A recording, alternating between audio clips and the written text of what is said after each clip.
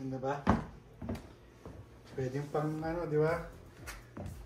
Pwedeng pang John Wick. Napormahan John Wick tapos naka ano ka.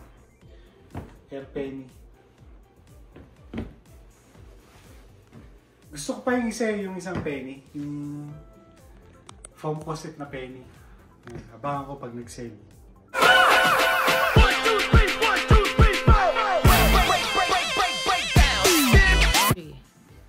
Unboxing tayo ng sapatos. Para sa inyo, nag-John Wick ano pa ako ha. Outfit. Sputnik na John Wick. Tingnan. Ito yung mga batang 90s. Sigurado ko alam na alam nyo to. Ayan. Nabili ko to sa California eh. Ayan o. Penny Hardaway. Kaya lang, di ko alam kung anong SS eh. Collaboration ng SS eh. Bali yan siya.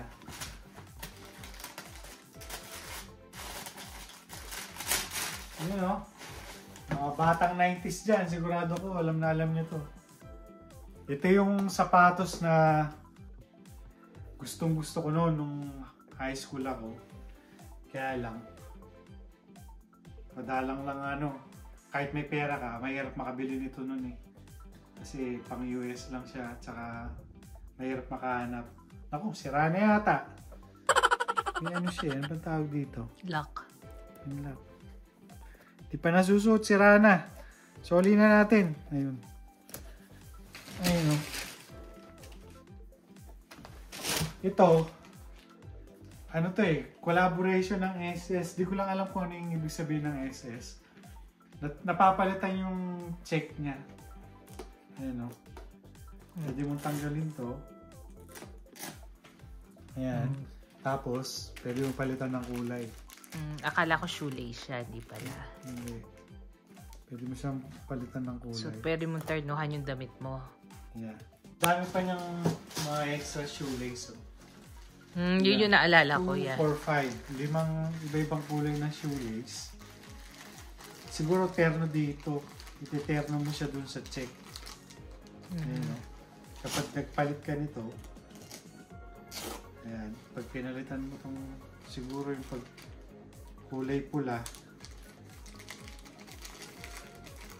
Ayan, no? Check.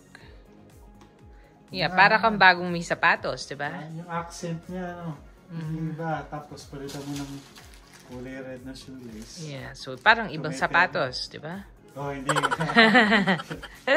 Daming sapatos. Iba-ibang kulay, ano.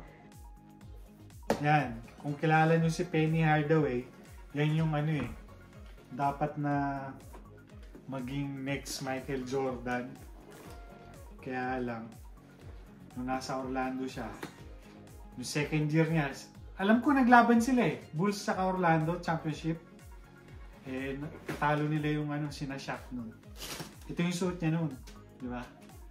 Bagay na bagay ito kahit di pang basketball, kahit naka-formal ka, pwede mong ternuan to.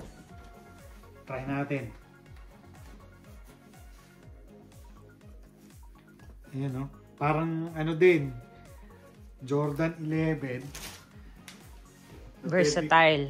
Pwede mong isuot sa ano, pag naka-suit ka.